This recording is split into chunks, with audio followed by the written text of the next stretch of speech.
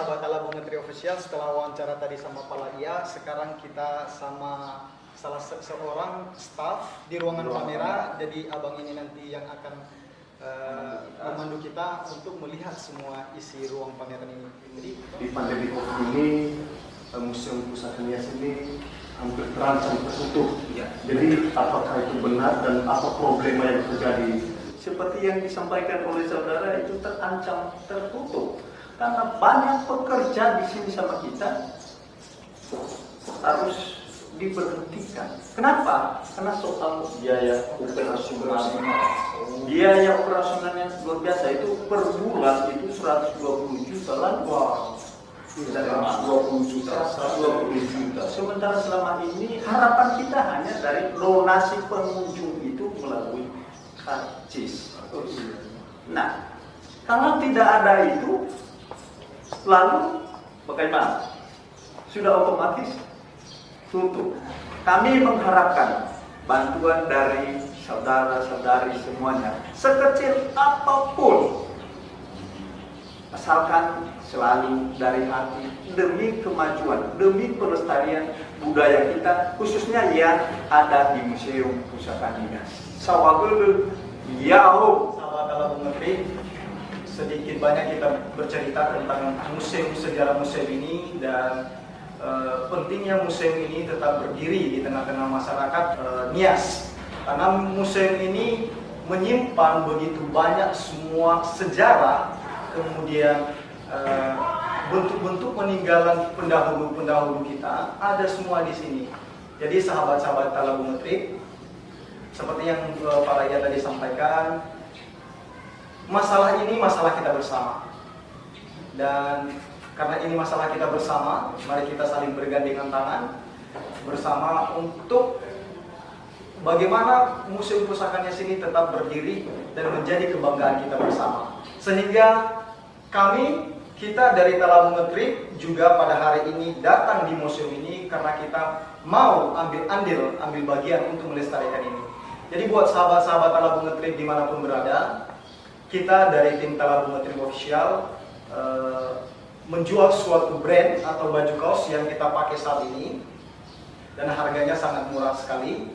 Kita memiliki inisiatif rencana, jika sahabat-sahabat Talabung Menteri tertarik dan mau mendonasikan, kita akan menjual baju kaos ini, dan seluruh penjualan baju kaos ini kita akan donasikan ke museum. Dan kalau misalnya saudara-saudara semua di luar sana ada yang mau langsung donasikan, tidak melalui pembelian baju lagi, kita langsung donasikan melalui nomor rekening di bawah ini Museum Pusaka Nias, dan nomor teleponnya Pusaka Nias langsung nanti dihubungi dan langsung sampaikan kebaikan saudara di sana. Sahabat Metrip semua, nama saya Filemon Salisekihulu.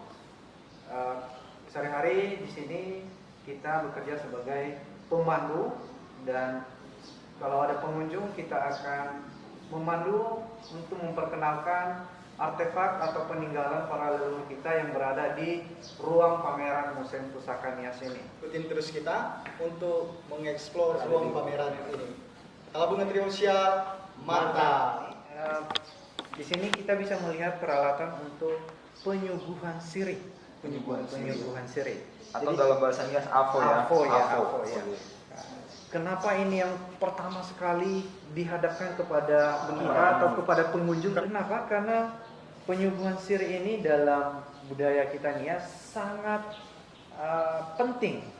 Artinya ketika ada yang bertamu, ketika ada pesta adat atau acara, yang pertama kali disuguhkan kepada tamu adalah sirih.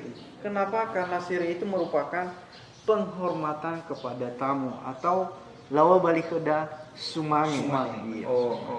Jadi di dalam ini kita bisa menyaksikan ada daun sirih, ada pinang, ada gambir, ada kapur sirih, ada tembakau. Biasanya itu diramu dan disuguhkan. Karena ini ada 5 ruangan, jadi setiap ruangan itu berbeda-beda. Di dalam ruangan ini dia menjelaskan tentang keagungan masa lalu.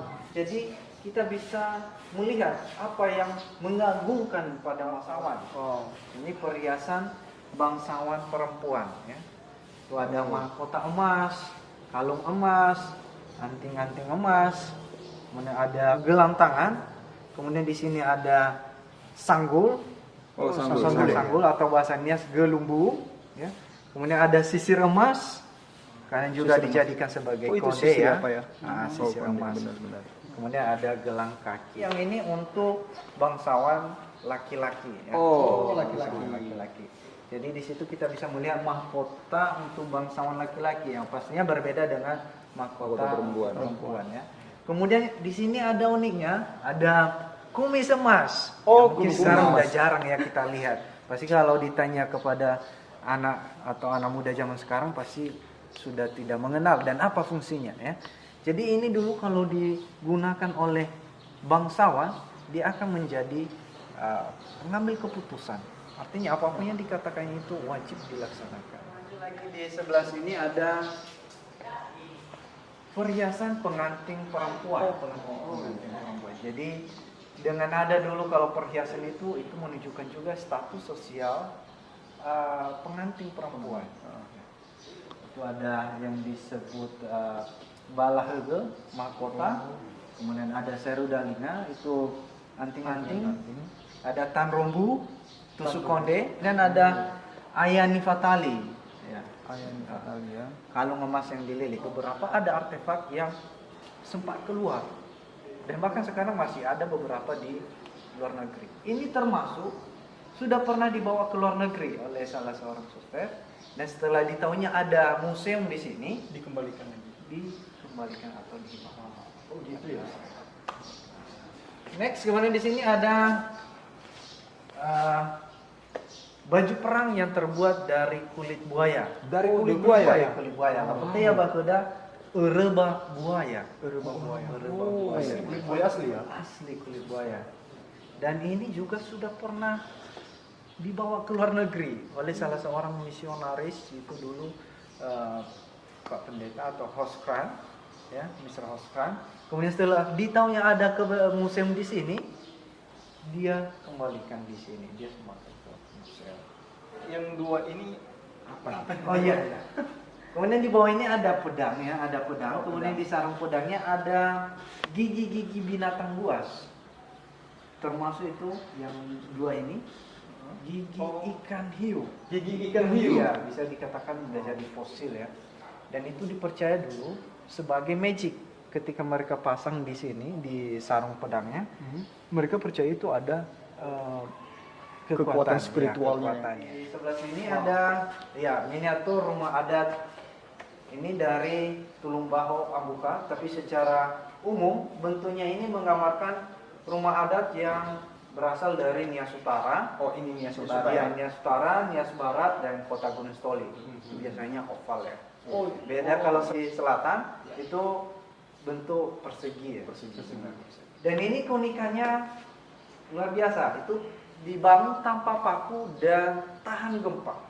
Anti gempa.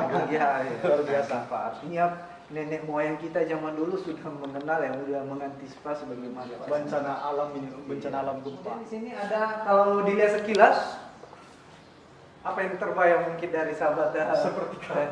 seperti karet. Tapi sebenarnya ini bola nafo sebuah ini termasuk cerita besar yang dibuat oleh ibu-ibu pengrajin dari Nias Barat. Dan ini juga udah jadi rekor muri.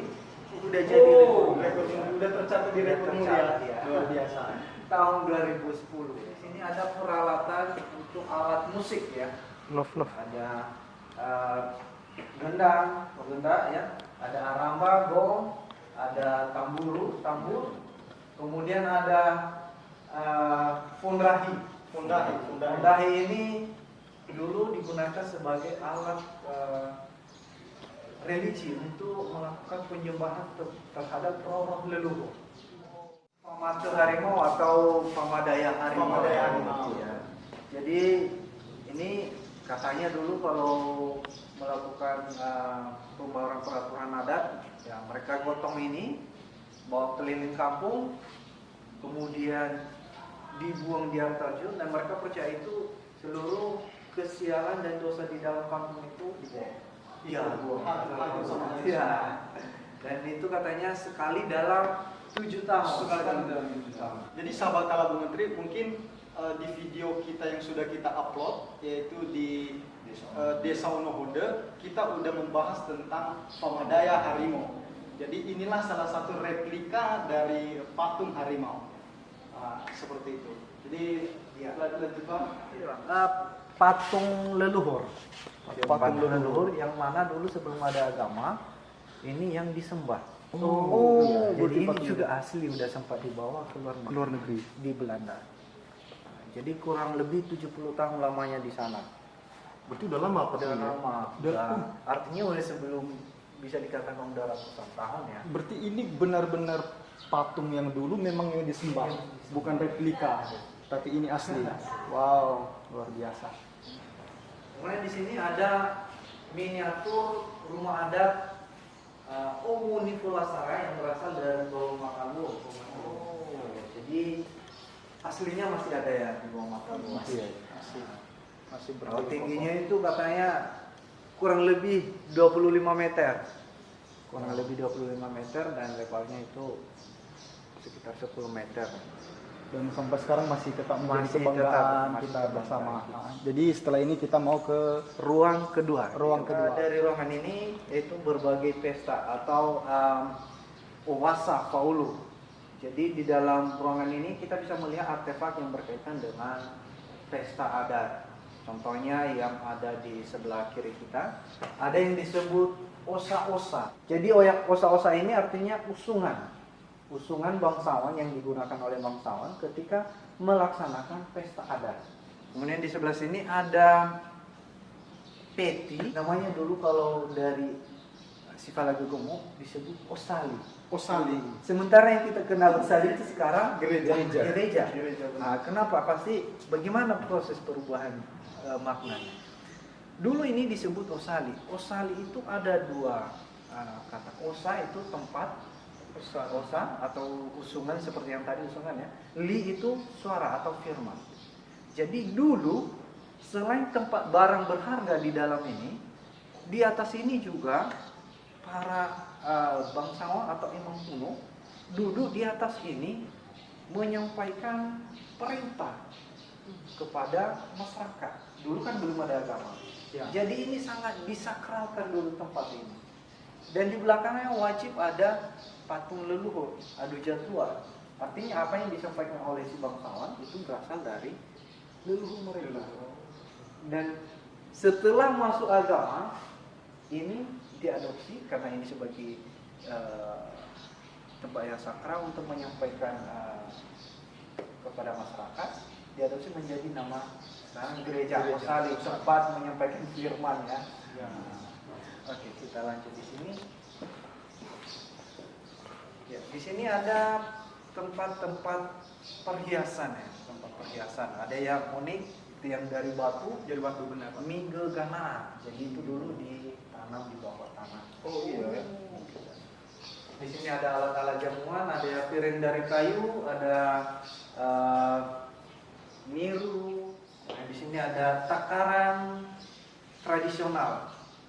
Pernah dengar orang Abang itu kata, nali, tumbang, lauru. Nah, inilah dia, ini yang paling besar lauru. Lauru itu untuk takaran apa? Takaran padi juga. Padi, Pak, untuk padi. Nah, ini ada tumba, artinya kalau di sama kita di arah Gomo itu 5 domba itu 1 lauru. Ada 8 kata 1 tumba. Ya. Timbangan emas. Ya, ada timbangan emas, valiera. Kemudian di sini ada peralatan untuk menimbang batu timbangan ya. Ada juga timbangan tembakau ya. Ini ada peralatan perang. Jadi dulu sering terjadi perang antar desa. Itu banyak mengapa bisa terjadi perang? Itu bisa karena ceritanya. Ya, ada karena dulu ada juga tradisi berburu kepala manusia, ada karena perang antar desa ya. Jadi ada Ore Basioli, itu ada peralatannya Ore Basioli, kalabubu, ada baluse, rane, ya. Ini ada takula juga ya. Pakaian tradisional. Ini pakaian tradisional. Pakaian tradisional yang terbuat dari, kalau untuk laki-laki dia disebut baru oholu, itu dari kulit kayu oholu ya. Kemudian untuk perempuan baru ladari. Baru ladari ya, itu terbuat dari serat atau daun ladari. Dan itu udah masuk ke tahap perkembangan, udah mengenal kain sutra ya. Dan sekarang masih ada. Kemudian di sini ada patung seorang ibu yang disebut adu sarambia. Ini biasanya dibuat kepada ibu yang sudah sempurna, sudah melaksanakan berbagai tahapan pesta adat dan mempunyai banyak anak cucu ya. Ini ada topi imam kuno, takula. Jadi dulu kalau imam kuno melakukan penyembahan terhadap patung leluhur, mereka mengenakan ini dan mereka percaya ini sebagai penghubung kepada dewa yang mereka sembah. Yang di belakang itu ya? Yang ini seperti antena dia. Antena. Peti jenazah ya. Peti jenazah yang disebut Hasinifulasara. Hasinifulasara. Jadi kenapa dia disebut Nifulasara? Karena di sini dikasih simbol Hege Nifulasara. Itu pertanda bahwa dia bangsawan. Jadi tidak semua orang bisa membuat Nifulasara, hanya orang tertentu. Kemudian di sini ada Hasisarambia. Hasisarambia. Jadi dulu ini asalnya dari Gomo. Dulu itu mayat-mayat itu tidak dikubur. Kalau bangsawan dia diletakkan di depan rumah. Kalau rakyat jelata atau orang biasa itu dibuang di luar kampung. Nah, dikasih tiang penyangga, ini ada contohnya. Tiang penyangga baru disusun bambu, kemudian dibiarkan begitu saja. Hasisarambia. Jadi kalau yang ini untuk bangsawan biasanya diletakkan di depan rumah. Kemudian mereka tunggu sampai busuk. Tapi alurnya biasanya pertama dikasih dulu di sini. Kalau sekarang ada kebaktian ya. Nah, kalau dulu ada ritualnya, pertama dikasih duduk, kemudian anak laki-laki pertama itu berdoa supaya mengalir karismanya ke anaknya. Setelah itu baru dimasukin di dalam peti jenazah. Kemudian baru diletakkan di depan rumah. Mereka tunggu sampai busuk. Kalau sudah busuk baru mereka ambil tengkorak, mereka bersihkan dan mereka simpan di dalam kotak tengkorak. Batu ini ya? Nahachuhoge, iya ini. Nahachuhoge. Berarti batu tengkorak. Iya, itu kotak tempat tengkorak orang tua. Dan itu harus mereka jaga. Karena ketika dicuri itu sangat memalukan. Dan ini masih ada yang masih tersisa. Kalau sahabat dari Talabu Madrid pernah ke Lahusa Satua, di situ masih ada kota tengkorak, ada 3 kota tengkorak dan masih ada peninggalannya. Yang lain ada untuk jenazah juga. Itu kursi jenazah itu digantung di atas pohon. Di atas pohon. Jadi dibiarkan begitu saja. Iya. Nah, jadi dulu itu kalau kita lihat ada salib di atas ya, di sebelah sini ya. Iya. Nah, jadi dulu ketika masuk para misionaris, orang Kitanias tidak langsung menerima begitu saja dan meninggalkan begitu saja budaya yang kita punya. Jadi secara perlahan-lahan. Jadi mereka terima tapi masih mereka lanjutkan juga tradisi ya. Ini ruang ketiga, topinya itu tentang hidup keseharian. Jadi di dalam ruang ini kita bisa melihat artefak yang berkaitan dengan hidup keseharian, mulai dari tempat tinggal, peralatan yang digunakan, mata pencaharian. Ya, seperti ini ada OC pondok itu biasanya di kebun atau di sawah ya. Ini peralatan pertukangan. Oh iya. Peralatan pertukangan. Jadi ini alat sederhana dulu yang digunakan untuk membangun rumah adat. Ada ketang, ada siku, ada juga palu mereka dulu itu yang dari kayu. Kemudian itu ada batang gergaji, dulu panjang gergaji. Kemudian di sini ada contoh pemenggalan kepala. Jadi kalau didengar dulu, kalau di luar masih kayak seram. Nah, jadi memang betul dulu ada tradisi berburu kepala manusia di pulau kita, di Pulau Nias itu. Kenapa bisa ada tradisi berburu kepala manusia? Ada karena menunjukkan kehebatan perang antar desa. Iya. Kemudian ada juga untuk tumbal, binu. Binu. Jadi dulu katanya kalau ada bangsawan meninggal, dia tidak bisa meninggal sebelum dia melihat Kepala manusia. kepala manusia atau persembahan untuk dia. Terkecuali kalau seandainya memang tidak dapat, anaknya berjanji untuk akan mengambil, dan itu harus dilaksanakan oleh anaknya atau orang yang bisa mengambil kepala itu. Dan kepala itu diambil di desa lain, tidak boleh di dalam Kampung itu sendiri. Dan ini berbagai magic ya, patahana ilmu Yang mereka pakai. yang mereka gunakan untuk ya pergi berburu kepala. Alat penerangan. Alat penerangan. Kemudian ini ada peralatan untuk membuat api. Namanya fuyu. Fuyu. Nah, jadi itu diputar, ini ujung kayu taruh di lubang ini, kemudian ditaruh sabdu di bawah.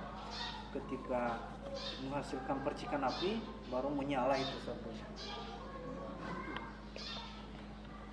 Kemudian di sini ada alat musik tradisional ya. Ada yang disebut lagia, tutuhau, doli-doli, seruling, ya surune, luri gahe, luri bewe, luri beto, dan luri. Ini peralatan pertanian. Oh, peralatan pertanian. Ini ada juga tempat bibit padi. Oh, bibit. Nah, ada. Ini masih peralatan rumah tangga. Ini patungnya kalau dilihat seperti ini agak. Jadi ini pemeras sari tebu. Ada juga di arah utara digunakan untuk pemeras santan kelapa ya. Ini ada parutan kelapa. Ini ada gilingan padi, lesung. Di sini ada kerajinan tangan ibu-ibu. Ini sebagai selimut ambalagena, itu dari serat daun nanas. Daun nanas. Serat daun nanas. Ya. Dan di sana ada tupo, tikar, itu yang dianyam. Kalau yang ini ditenok.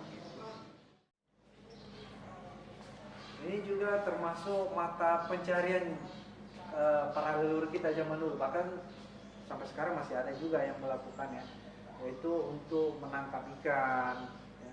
Ada juga untuk berburu binatang ya, seperti ini sayuambae, itu untuk menangkap monyet ya, sayuambae. Sayuambae. Iya, sayuambae. Kemudian ada boloka, itu untuk menangkap babi hutan ya. Untuk peralatan menangkap ikan ada sarayagi, tufa, lawa, buhu. Ini peralatan dapur. Jadi kita bisa melihat itu diantaranya ada periuk dari tanah liat, ya, boboa tanah atau boboa tambu. Kemudian di situ ada juga tempat bumbu, ya. Itu ada dari tempurung kelapa. Ya. Kemudian di situ ada, bisa kita lihat tempat mengambil air dari sumur, disebut kasoa ya. Dari bambu ya. Dari bambu ya. Kemudian itu ada niro, juga ada kayu bakarnya. Inilah gambaran dapur pada zaman dahulu ya. Oke, kita bisa melanjutkan di ruang keempat ya.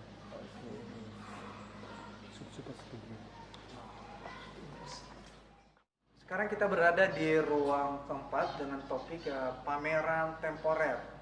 Pameran temporer artinya sementara, yang mana saat ini topiknya adalah tentang kapal Van Inhofe. Ini menjelaskan tentang tenggelamnya sebuah kapal para misionaris yang ditawan oleh tentara Belanda. Jadi pada saat itu kapal ini beranjak dari Sibolga menuju ke India. Yang mana di dalam kapal ini adalah para misionaris dan juga warga negara Jerman yang ditawan oleh tentara Belanda yang mana mau diasingkan ke India. Ternyata di tengah jalan dibom oleh Jepang. Jadi beberapa ada yang menyelamatkan diri ke daratan Nia Selatan, ada yang terdampar di Genasi dan ada juga yang terdampar di Hiliheru. Kedua beliau ini menjadi saksi pada saat itu waktu tenggelam kapal Van Inhofe. Kenapa? Mereka selamat. Ini Brother Aloysius, dia selamat menuju daratan Pulau Nias, berenang 3 hari 3 malam menuju daratan 3 hari 3 malam menuju daratan Pulau Nias, yang mana mereka terdampar di daratan Pulau Nias. Jadi setelah itu mereka menulis cerita ini. Nah, dia menulis buku dengan judul The Van Imhoff Das Totenschiff, yang artinya kapal Van Imhoff adalah kapal kematian. Begitu juga dengan misionaris yang satu. Ini ruangan kelima dengan topik ruang megalitik. Jadi di dalam ini kita bisa melihat berbagai jenis megalitik. Ada yang disebut Govenilare, itu tempat menari istri bangsawan pada zaman dahulu ya, untuk menyambut tamu dari elang. Ya.